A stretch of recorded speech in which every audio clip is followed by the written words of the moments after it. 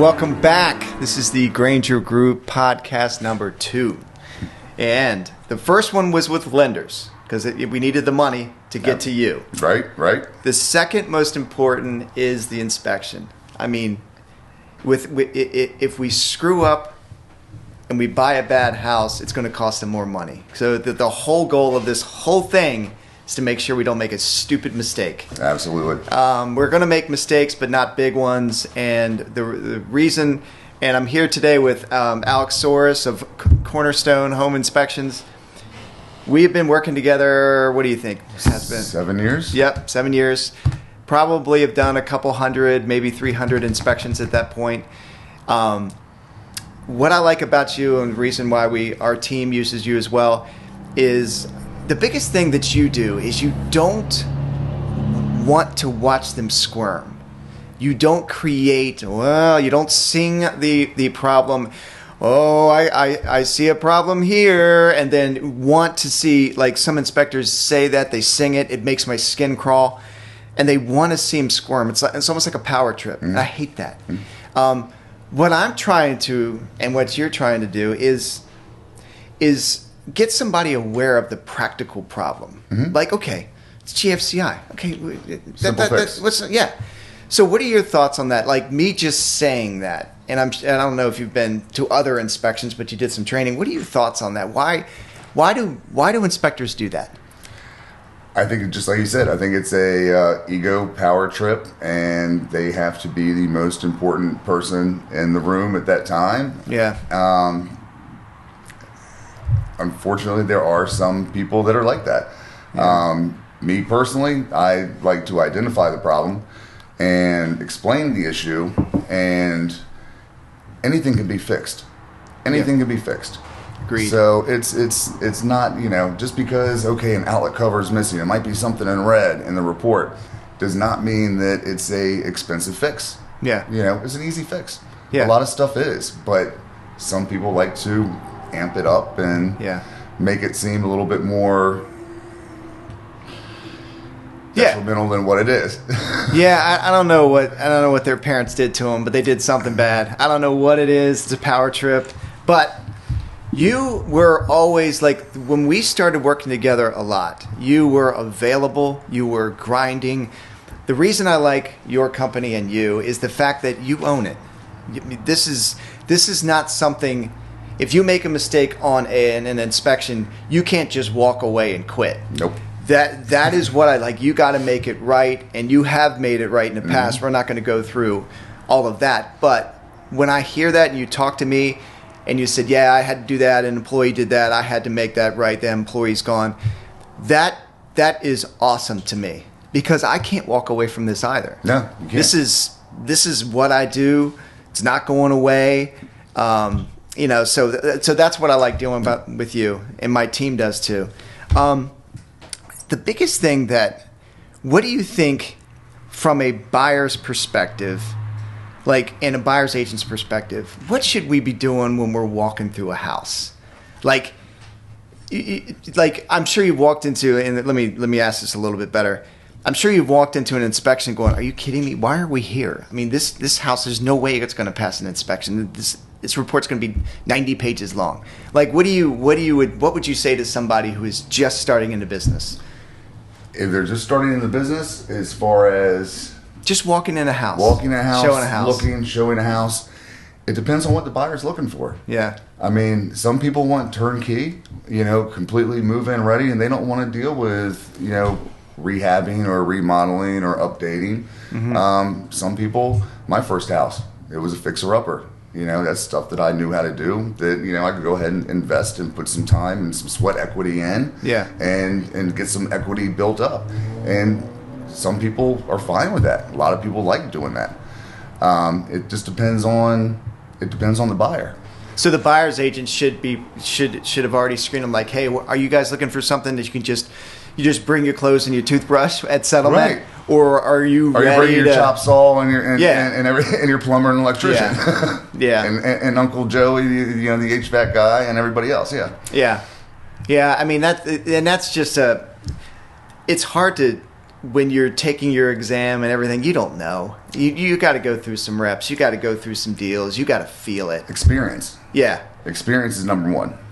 Like for me, though, what I have learned to sniff out when I go in is from you and all the inspections, because I'm at every inspection with you. The agents who don't go, I think that is the most that is a bad advice. That is sticking your head in the sand, going, I don't want to be involved. And if I'm not involved, if I don't know anything, then it's not my problem. I hate that. But what I have learned from you is, for instance, when I go downstairs and it's an unfinished basement and all the walls are painted, I've learned from you that that's a red flag. Mm-hmm. They didn't paint the CMU walls just because it was, awesome. And when you walk into a basement, and it's a basement, it's below grade. There's going to be moisture issues the majority of the time, usually due to improper grading, downspouts, gutters, extensions. One thing is when you look at a CMU block foundation and you see it freshly painted with dry lock. It's a moisture barrier. However, when you do that, you are preventing it from drying out, because if moisture is coming in from the ground outside and you paint it with a vapor lock, moisture blocking material, how is that material supposed to dry out? And that's where you start seeing the salt coming through on the foundation, and you start seeing the paint starting to flake off a little bit because it's not drying out. So that's usually, you see fresh paint, it's usually a red flag. Start looking for other things. It's kind of like, puzzle. Yeah. When I get into a home inspection and people are like, oh, what about this? I'm like, I don't really want to say anything at first. I want to look at the whole thing as a whole, take all the puzzle pieces together, and then I can kind of start figuring out what was going on, why did they do this, when did they do this, why did they do this? Yeah. Yeah, it's sort of like just putting duct tape over a bleeding wound with a bone sticking out. That may cover up the blood, but I still have a broken arm and my arm's cut out. It still needs attention. Yes, so let's solve that. And that's the thing that drives me crazy about all of this, because 3 months, 5 months, 6 months down the road, if that basement is in the ground and there's negative grading going towards the house, the downspouts are dumping at each corner, we know it's going to be a problem. Mm-hmm. And you say it all the time. But what's good about all of that is those little cues that I, when I see the flaking and everything, I'm like, huh. And then there's the smell. I mean, and then the other thing when I walked around that you taught me was, a lot of people will if they had a moisture problem, sheetrock comes in 4x8 sheets. If there's a drywall seam that's 2 feet up all the way around, there was an event. Now, and here's the deal. You have to look at it as was it a issue or a condition? Yeah. And that's one of the big things. And that's one thing you want to look for with a home inspection, because there's not a house out there that is waterproof. Mm-hmm. All right. You get driving rains, you get big storms, we're close to the water. There's hurricanes that come up, 1 in a 10-year storms. Yeah. And stuff happens. If it happened once, it's an issue. If you start seeing wood deterioration at your basement entry door, or if you have wood deterioration at the bottom plate or sill plate of the framing around the inside of the basement, then that's a condition. That's something that, whether it's an ongoing issue, there's something that needs to be addressed and corrected so it doesn't continue further on. Yeah. Yeah, and what's funny is, like, the older houses that are dry but don't have a sump pump. You're like, oh my gosh, it doesn't have a sump pump. But I'm like, wait, if it doesn't have a sump pump and it's dry, that means the site is draining properly, as it should. Right, exactly. So that's good. Exactly. You're like, it doesn't have a sump pump. And I'm like, but wait, let's think about it. Just think about it for a second. It has survived for 50 years without sump pumps. Exactly. I don't know when they started doing sump pumps. They do work. But, there's that practical side of it. Hey, you haven't needed it so far. And then we walk around the outside, see how it's grading, see how the water's flowing away. That's a good thing too, but you don't get that by getting your real estate license and going at 102. I mean, you go out there because what I like about you is we get the customer involved when we're doing the home inspections, and we talk to them. We talk to them about what we're trying to figure out. And then they're invested in it, and then they know what's going on. So when they see the report, and your reports are very good, you got pictures and captions and groovy little arrows, they're like, oh my gosh, because somebody else is always going to look at it. Right. There's always a confidant. There's always somebody that, hey, can you look at this? And they weren't at the inspection. They didn't see the 40 houses that the other person looked at. I mean, that buyer looked at before they decided on that one. So it's just, but it makes them be an advocate for the house because they can handle it. If the buyer didn't come and they just saw the report and they weren't there, that they would walk away just probably from every deal. And that's one reason why I like the client to be there, because for one, I mean, obviously there's certain circumstances. We're in an area where there's a lot of military. Yeah. People are moving. People are buying homes sight unseen. And if they aren't able to make it, I always will give them a call and go over the report with them, page by page. But it also is nice to have the client or the buyer there, just so if they're, well, where was this at? Okay, great. There's a picture. It might show a cabinet and a wall, but where was that cabinet and wall? If you're there and you have a question, I can go and show you. Yeah. Where's the water shut off? Where are the exterior hose faucet shut offs? Where's the, return filter vent? That's stuff that, if you're there, I can show you. Yeah. If not, it's... I know, it's tough. It's, but try to do, we try to do what we can. Yeah. Yeah, I hate it when they can't come. I always say, bring everybody that's going to help you make this decision if they're around. Right. Bring Uncle Joe, who's built a bunch of houses or knows how to do stuff. Bring him. Right. Stand there. This needs to be as transparent as possible. So when they settle, the buyers settle, they're not going, oh my gosh, what do we got? Their eyes are wide open. Right. They know exactly what's going on. I like it when the parents come, if it's a younger couple, and I like the whole aspect of everybody's there figuring it out. Everybody knows. Yeah. And you engaging with them as well. So, because you're sitting there talking to them. I've been at inspections where it's been like the inspector just wants, let me do my job. I'll talk to you later. Why? Yeah, I'll send you the report sometime this evening or tomorrow. And that's not right. No. Go over it with them. Show them what the issues are. Explain what the issues are, because there's a lot of first-time home buyers out there. And I see it all the time, and I try to explain people, when if it's your first home, you're paying me to nitpick. Yes. Don't get discouraged. You're paying me to nitpick, and I want to show you everything. And now it might be something that needs to be addressed. It might be something that it's just your honey-do list. But that's one other good reason why I like them to be there, because then I get to explain to them. Crack in the foundation.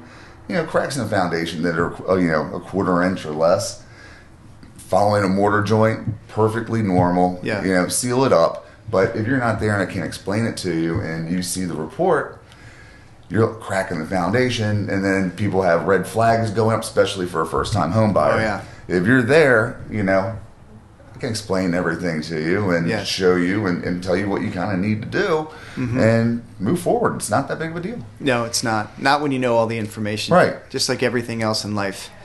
If you know all the facts, you can make a good decision. And all right, so when the more people there, the better, especially if they're going to remodel, especially if we think there's going to be some other issues, because the people that come need perspective too. Like I had a situation the other day when someone said, the houses where I'm from, and they were not in the market. They were like, they're much bigger and newer, and the person that I was talking to, that was where they wanted to be, and that's the house that they wanted and were comfortable affording, which was different in a different market because we're in this DC market and all the prices are jacked up.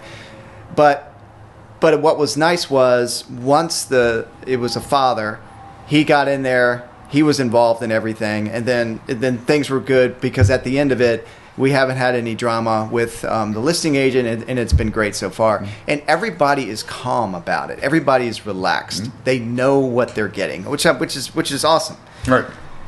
All right. I'm going to talk about decks. Decks are. Every time I walk on one, I'm just like, oh. Because unless they were built in the last, when did they change the code where it's 6x6 post and beam freestanding? That was quite a few years ago. Yeah. Freestanding, yeah. What was that, like maybe 10?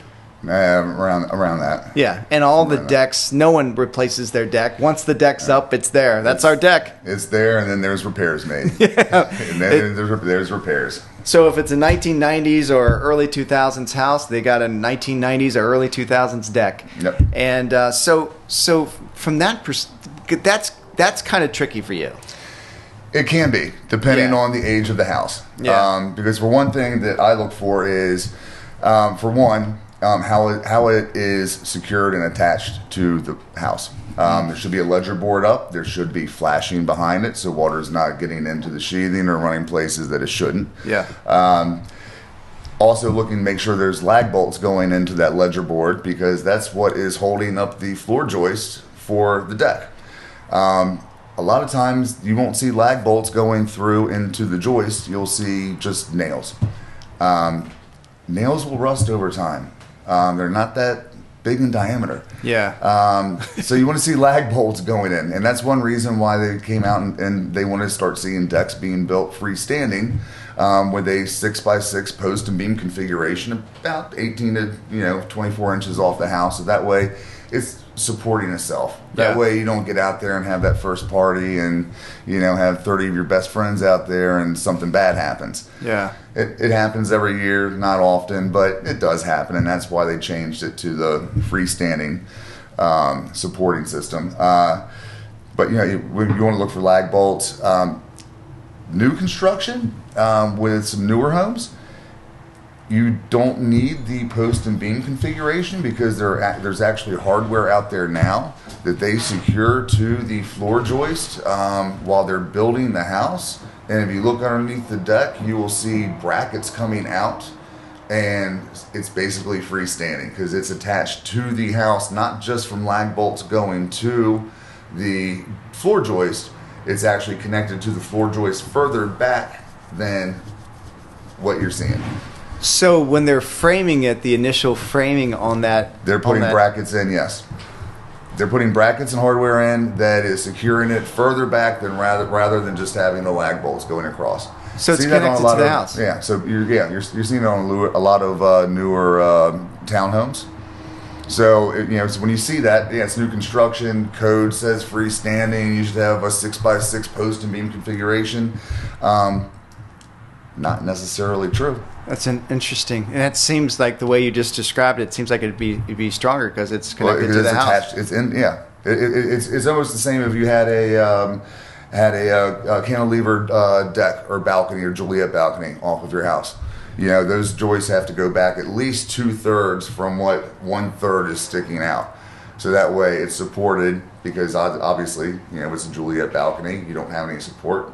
It's just out there. It has to be cantilevered. It has to be back 2/3 into the floor joist. Yeah, so it's supported by the foundation. Yeah. And that in the foundation. It's basically the same thing with the newer construction decks, where you don't see the post and beam configuration, and usually that is with properties that have garages, like townhomes, where the deck is over the garage door, and you don't have the room for a post and beam configuration. I like those alley entry townhouses that they're doing now. Those are nice. The only problem is you don't have a yard. Less maintenance. Yeah. Yeah. Less maintenance. But that's interesting but that seems like that makes perfect sense, because they're framing it. It's an original part of the house. Mm-hmm. You got an architect, engineer stamping everything on that. Yeah. And you don't have this ugly post and beam right at your garage door, blocking everything. Right. Huh. So some of the other things with decks too, landings. Landings are important. If you have a deck where you have a staircase, typically you should have a landing that's about 36 by 36 inches.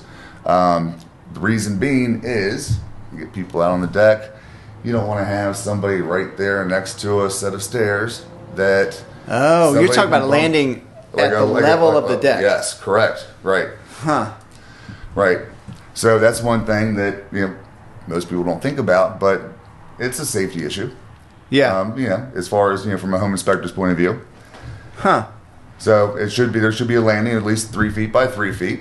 So that way, you don't have a railing that's a guardrail. It's stopping, and then right there you have a set of stairs, and someone's coming out to throw something on the grill and bump into somebody, and whoops. So at least 3 foot by 3 foot gives you a little bit of extra room.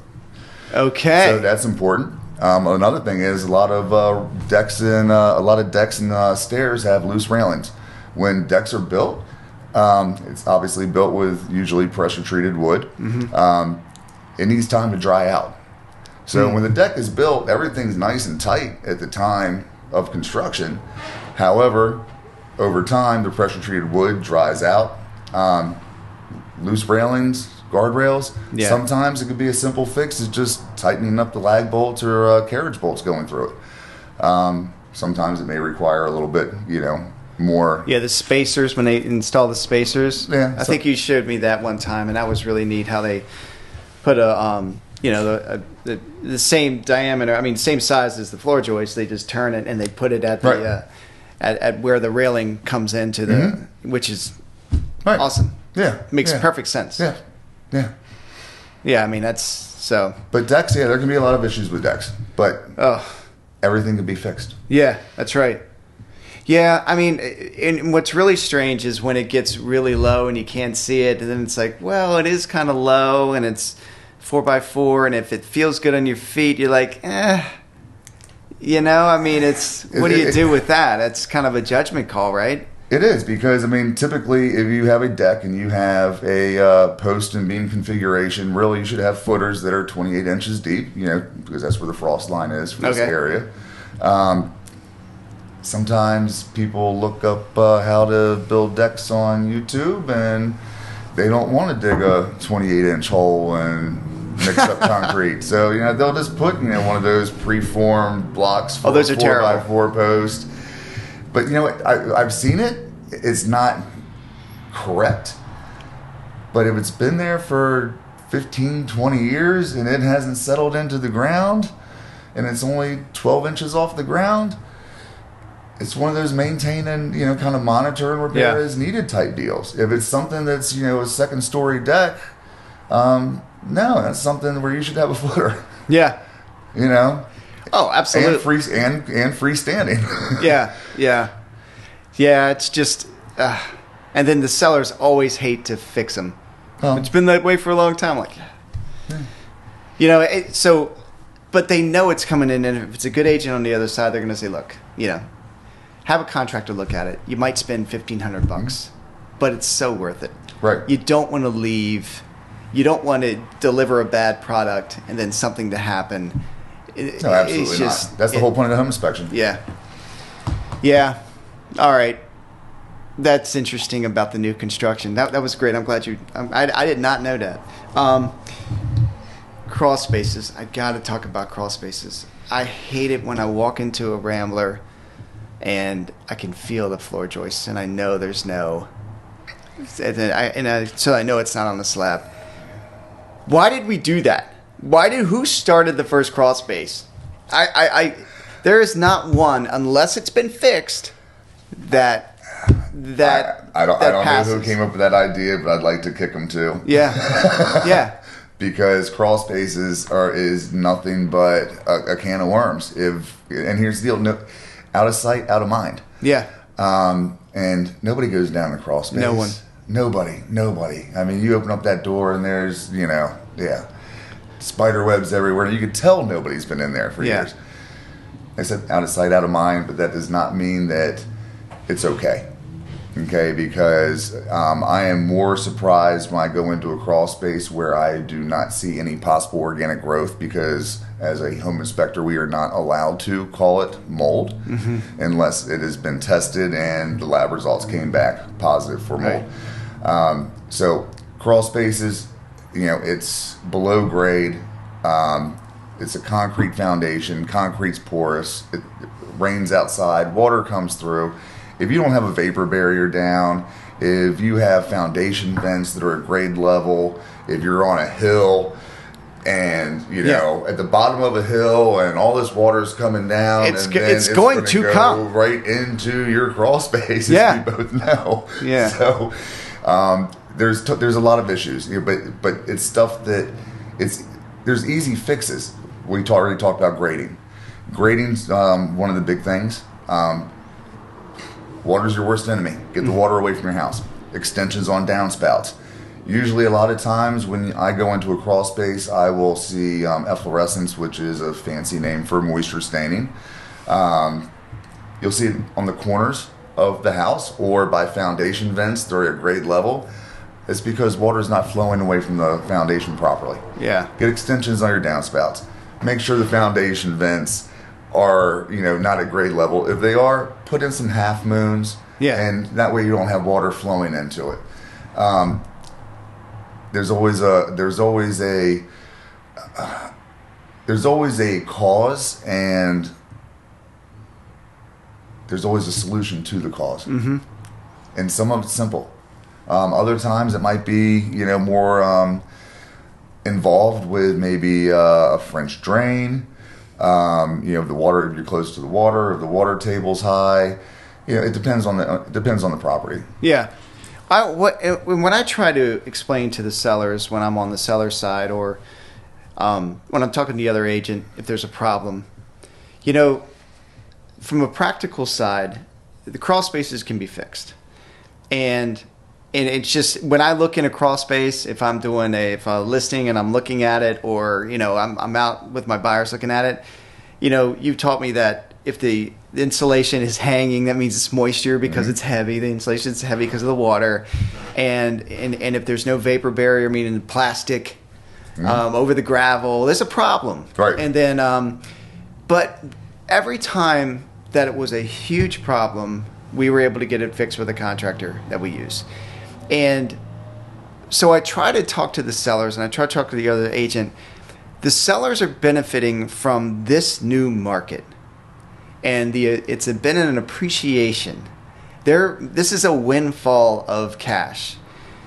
Just because you didn't do the crawl space and didn't maintain it, and now we've got mold. Well, I'm sorry, I can say mold. I'm a real estate agent.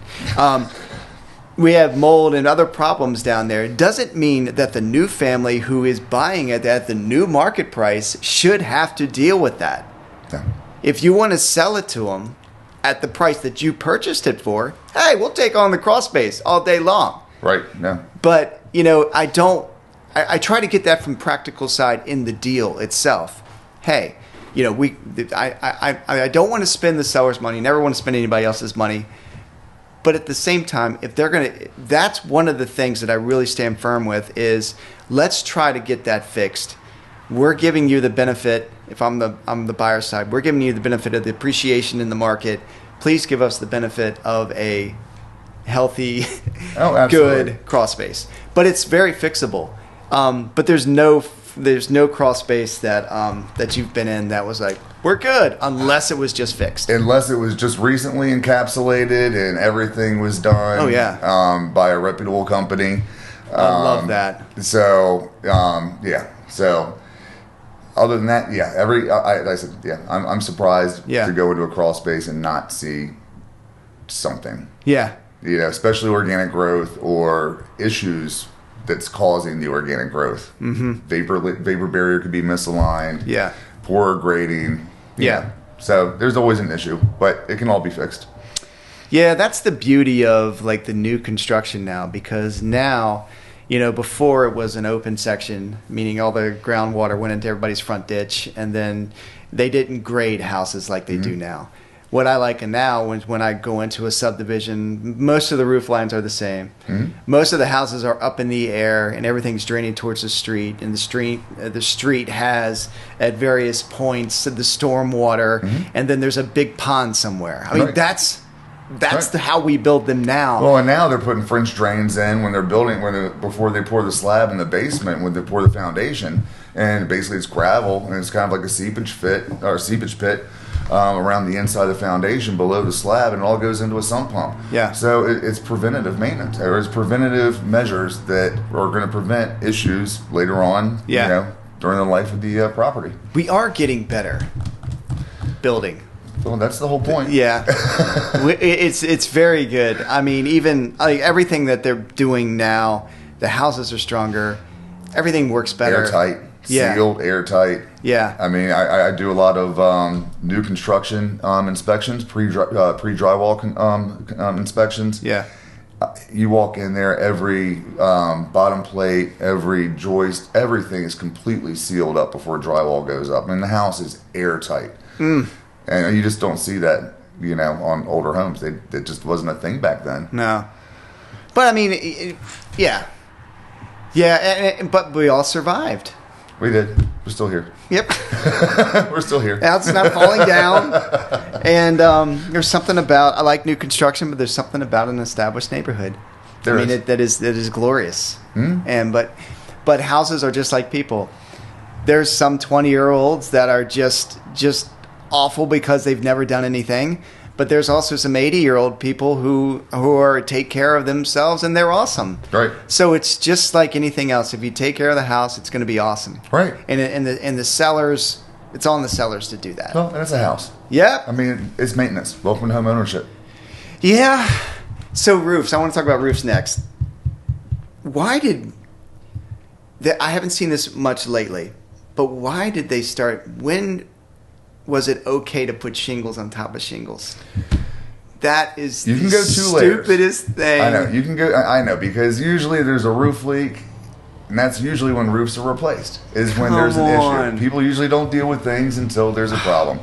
So if you have a roof leak, a condition, not an issue, you don't know if there's any wood deterioration to the sheathing. And, okay, let's just go ahead and fix it and throw another, layer of shingles over top, and we'll be fine.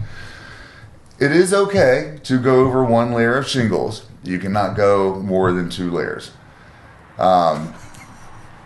Why, if you have a roof issue and you have roof leaks and you're not stripping everything down to the sheathing and starting from scratch and identifying, any, potential hidden issues, that's a problem. Yeah. Because you don't want to get up on the roof, clean out your gutters or put up Christmas lights and step on that soft spot where the roof leak was, because you don't know it's there. Yeah. And it might not even be visible from inside the attic.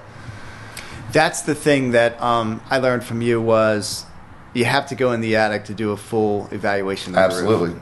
Absolutely. Because that's everything. Absolutely. Yeah. Absolutely. Just looking at the roof, that doesn't mean that means nothing. Yeah. Everything can look great, but then, you get inside the attic and you start seeing moisture stains around some disposal waste vent pipes or around some fuel-fired appliance chimneys. That might not be visible from the roof, but, get up in the attic, put a moisture meter on it, see what's going on, then you can start putting the puzzle pieces together. Yeah.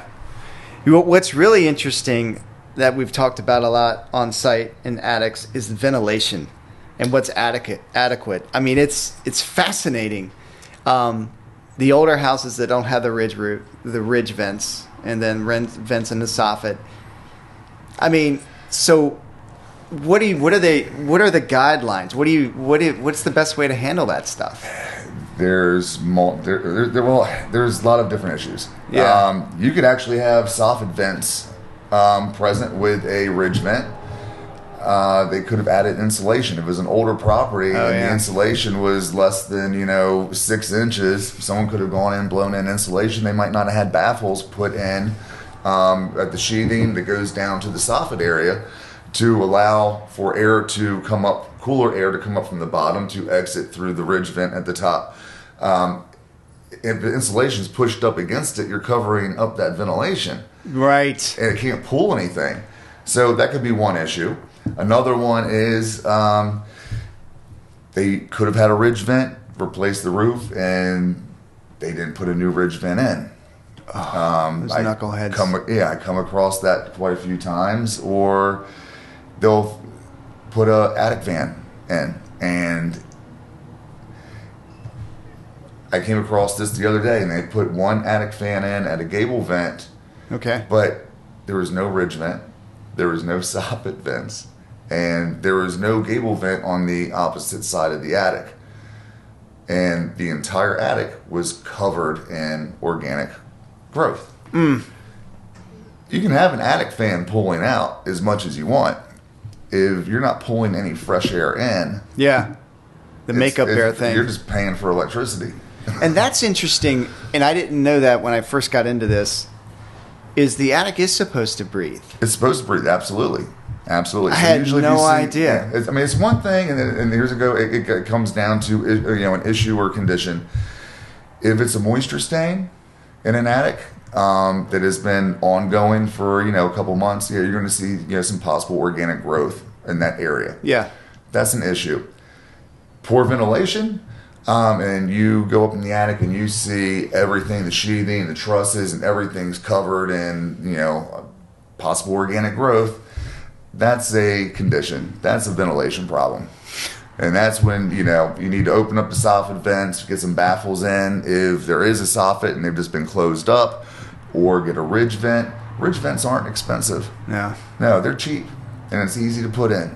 And you get that attic breathing, and the more air that is circulating through that attic, the less issue you're going to have later on. Yeah. And same thing with crawl spaces. You would never know that if you bought the house, didn't do the inspection, or had an insulation guy go in there and just blow it all in there. Right. Yeah, man, you're good, and then see it. And it's so strange how, like, there is a permit process for stuff, but there's so much stuff that's not permitted and not checked.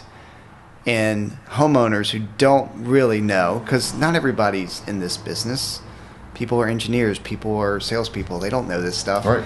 They hire somebody that normally everybody wants to go with, normally the cheapest guy. And that guy's not saying, hey, I have to make sure there's baffles here when I do this, because this is what's going on. They got paid for a job, and they probably, the person out there doing it isn't the owner of the company, and they're just getting the job done. You told me to put the insulation in, the insulation's in, done, and no one's really checking it. So now I'm starting to want to get my listings pre-inspections, because and those are good, because then you can walk it with us and say, hey, this is what's going to come up in a home inspection. Are you seeing a trend? Are more agents doing that, or would you suggest that? I'm seeing more and more agents doing walk and talks. Yeah. Those are cool. Pre-inspections, a little bit more involved. Obviously walk and talk, you're not going to get a report. Yeah. It's basically what it sounds like. Yeah. It's a walk and talk. I'm going to walk through with you, check out the big, major items, your HVAC, your structure, roof, It's not a bad idea. No matter what, at least if you have a pre-inspection done, whether it's a walk and talk or a full pre-inspection done, at least you're getting a little bit of information about what are the big items that are going to come up in a home inspection report. Right. And how can you get those addressed, or how are you going to have to address them, and when? Yeah. Do you want to do it now? Do you want to do it later? Ask for a credit type deal. Who knows? Yeah. But at least, the seller knows what's going on, and they're aware of the issues. The surprise in a real estate transaction is terrible. And they are coming. But when I try to tell everybody, and most of the people in the world are fair people, honest people. They just don't want to be. They just don't want to be taken advantage of. But if you look at it from the perspective of somebody bought a house for $300, and now they're selling it for $550. Having a pre-inspection and saying, this is the market now. This is what the home inspectors are going to look at. This is what we have to deal with. You may have to fix some stuff to realize this huge gain. And that's what everybody wants to do. They want to get the huge gain, but there's never real estate is not a vacuum. There's a give and take in every deal. But what I like about with you and everything we're talking about here, there's no surprises, and that's huge. There should be no surprises. No drama, no 9 o'clock calls in the evening, and it should be smooth. Because if I know something's coming before it's there, then I can say, do I want to deal with that or do I not want to deal with it? And that's been my most successful transactions are the people, the sellers and the buyers, what side I'm on, are the most involved because then they can make a practical decision. Right. And that's great. They've been made aware of what is going on, what issues they're dealing with or looking at, what potential costs they have in the future. Yeah. And then they can make their decision based on that, and there's no surprises. Yeah. I like to think of what you and I do is we're just facilitators. We're not salespeople. You're not selling a house. You're not, the house is great. Should be good. See ya. You are, and what I am doing is, this is what we've got. This is what's normal in this market. Mm-hmm. And these are probably some solutions to it. What do you want to do? Because that's what we're supposed to do. Right. We're not supposed to be, oh yeah, everything's good. You should be fine. Yeah, the foundation's good. It's been here a long time. See you later. I mean, we're not doing that. We're doing, and the beauty of it all is we're both pretty successful. Nothing is, oh my gosh, I got to have this. This has got to go through. Right. You got to do this. You got to do that. None of that stuff. And what I've learned at this point in my career is when you are comfortable and aware of things and you're doing good things and you're honest with people, life is good. Yes. Food tastes a little better. You're not always stuck in traffic. You're like, it's a little slow right now, but I'm not. That. Yeah, I don't know about that. But it's life is better, and that's what I like about our relationship. And I know it's going to continue because at this point, if it wasn't good, I would know about it. I mean, we have done so much stuff after 7 years. Yeah, I think so. So and that's a good thing because all I get is good. I have never, and this is the God's honest truth. I have never got on a phone call when the buyer's asking for, like we are talking about what we're going to ask the seller to do. They have never said, that was the worst inspection. Why'd we do that? Right. There has never been someone who said that. Right. So that's a tribute to you. Yeah, thank you. Yeah. Thank you. And I want everybody to know how hard you work on this stuff. So what I know is a typical inspection is 2 to 3 hours. And I'm good with that. I'm happy with that. Everything's good. You're on time. You're engaging. We answer all the questions. Even at the end of it, and we're going over the pictures and we're talking about things, you will stop. We'll all go downstairs and look at what we're talking about, and then we'll go over it again and we'll talk about it. That's awesome. And I really like that part of it all. So everybody's fully engaged. So that's good. That's a tribute to you. I mean, that is such a great thing. But I don't want to. I want to talk about some septic issues. I want to talk about other things too. So let's start with septics. What do you? This is the craziest thing we're still doing.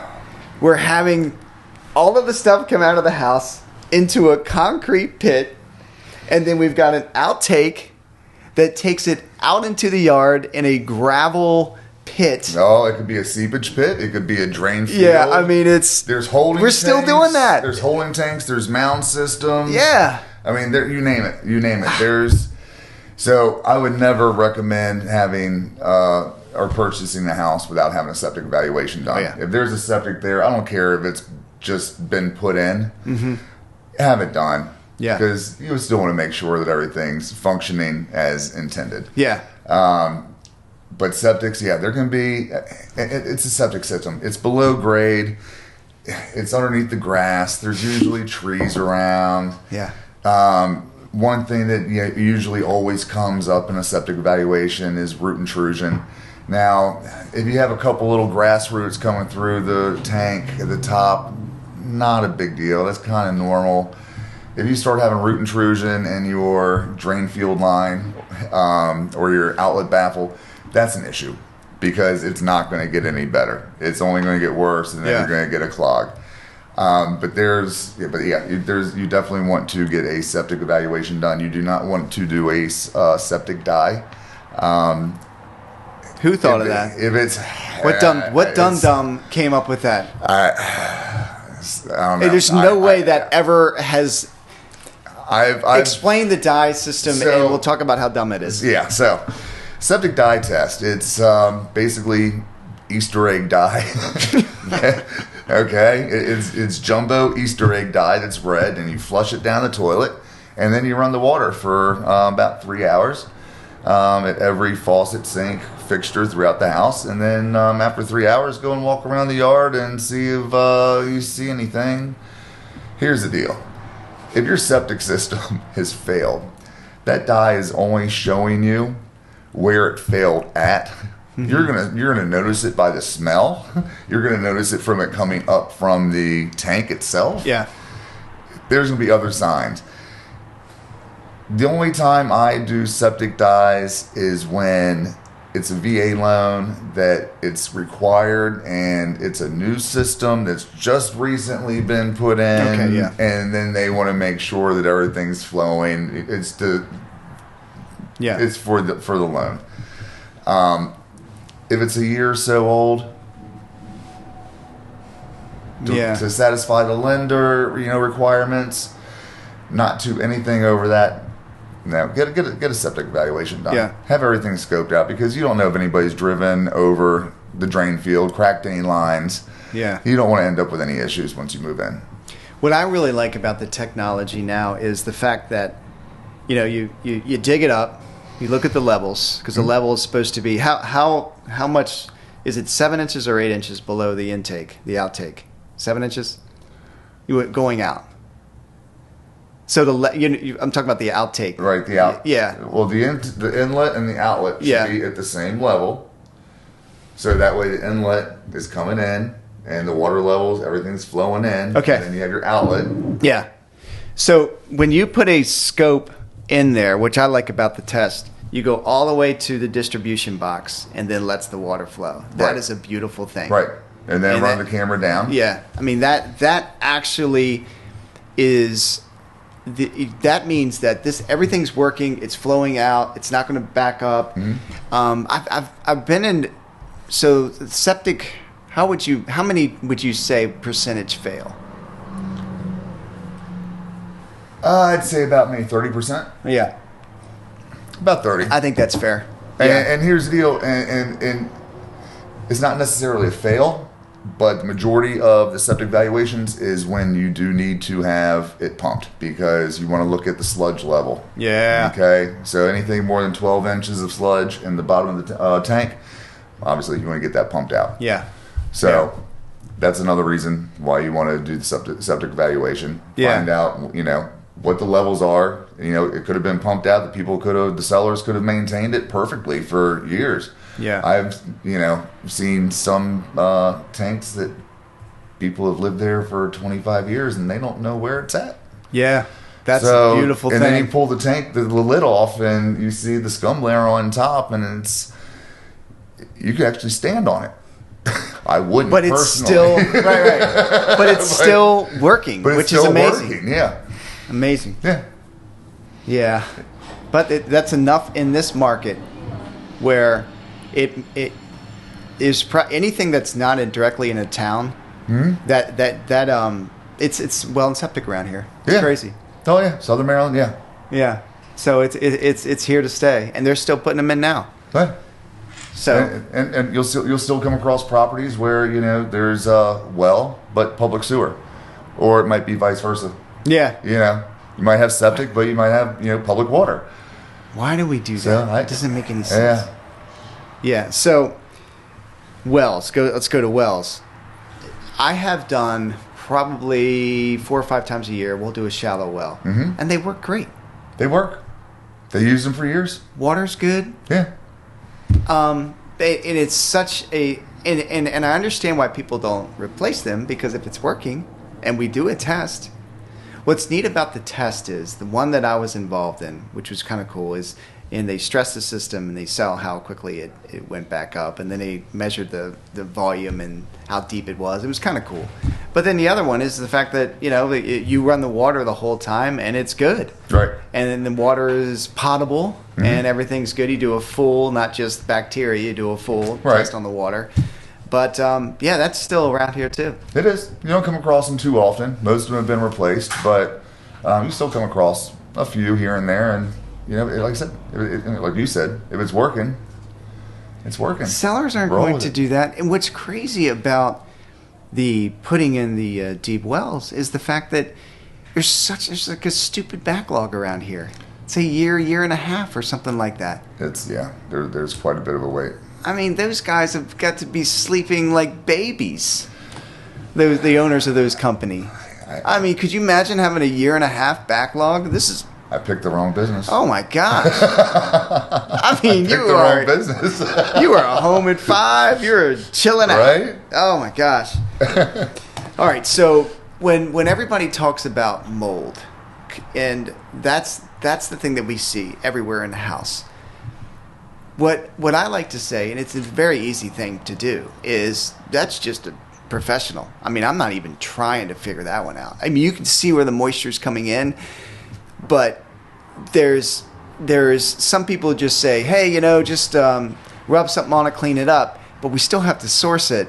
And that's why we always say we have a company that we use all the time, right. and they're fantastic. Mm-hmm. That's the thing that's pretty easy to deal with, because the contractors know the source, they clean it up, and it's good. Right. And I do like that, because even here you won't even say mold. You will not even say it. Organic growth. You will not. You're so disciplined on that. That's so funny. Yeah, but even then, that's doable. Like in a crawl space, they're going to seal it all up, clean it all up, figure out where the water's coming from. And in that, we talked about the ventilation and everything else. In a basement, we're figuring out where the groundwater's coming in. Right. And if it's going to come, then we're going to figure out something else to do, or do like you said, get the downspouts, get the water away from the house, and it should be okay. If it's not standing water and it's not terrible, then normally it's just get the grading right and the water away from the house. Right. If not, and there are other issues. Yeah. There are some issues with. I've seen some homes in PG County. There's some underground springs. What? Yeah, there's underground springs, and they change movement and the way they flow over time. One house I grew up in for 30 years, there was no issues at my parents' property. All of a sudden, after about 2-3 years, they started having water issues in their basement. Well, there's a whole bunch of underground springs in Berwyn Heights. And it shifted, and water started coming in. They started having water issues. At that point, what do? You don't paint the walls with dry lock. Yeah, right. You really can't do anything with downspouts or grading. So one thing that can be done is French drain on the interior of the basement. Yeah. And it's basically where they cut out about 12 inches away from the foundation and the slab. And they pull out the dirt, they put in gravel, put in drain tile wrapped in landscaping fabric, and then put that around the whole perimeter, and it runs into a sump pump. And that way any water that comes in through the foundation all flows into that, and it doesn't end up flooding your basement. Yeah, that's a cool thing. So there's stuff that can be done. The first time someone explained that to me, and I was in a meeting, and it was fascinating how you don't dig all the way around. You dig in sections, so where the actual slab still touches the foundation wall, and it keeps the slab in its spot or something like that. Where what I'm talking about, like for every 8 feet they leave about a foot. Well, because the slab is the last thing that's poured in a basement. Yeah. So the slab's not structural. Okay, yeah. If you see lollipops, support posts, the metal support posts you see in basements that are going to your I-beam. Yeah. All right. If you see those in your basement, those are not sitting, or they should not be sitting on the slab. Yeah. That there should be a footer underneath of it, which you would see. But no, the slab's not structural. They do that so that way, yes, the slab does not shift or move. Yeah. So that way it stays kind of locked in place, and then all the water is still draining where it needs to go. Yeah, it's pretty fascinating how all this works. Like you said before, everything's fixable. That's the beautiful thing about all of this stuff. And what we've been doing lately, a trend that's been really working, is when there's a significant problem, we're able to negotiate get a contractor out there, fix it, and then when the seller settles, as long as it's not a lender condition, and not a lot of these are, then the seller can use the proceeds and the appreciation that they're experiencing in the market to pay for that, and then everybody's good. Because the biggest thing is not to leave any problems. No. In a real estate deal, you want to be done, and everybody's happy and shaking hands, no drama. It's very easy to do. And but what I also like about you is the fact that I would say I lost about 2 in 20, 1 in 10 maybe last year, from just the fact that I missed stuff when we did walkthroughs, and you pointed out a bunch of stuff, and people are like, I don't want to deal with that, and that's a beautiful thing, right? Because then it's like, okay, let's go out and find another house, right? And right. you've done a lot of those, so I appreciate that, because it's never what I don't want to do. And I've heard people do, and I even heard myself early in my career trying to sell them on the solution. If they don't want to do it, let's go find another house. Right. Let's all be happy. Right. Just because, you can just put a French drain system in. Well, what does that mean? I got to put $15,000 in it, and just because the seller is going to lower the price $15,000 or something like that, that doesn't mean I get that cash at settlement. Right. I got to write a check for that. So I like the fact that they know what they're getting, and if they want to get out, they get out. Right. Who cares? Right. It's transparent. You've seen a lot of my customers 2 or 3 times. I think last year we had a three-peat or 2, and but that works for me. That's very peaceful for me.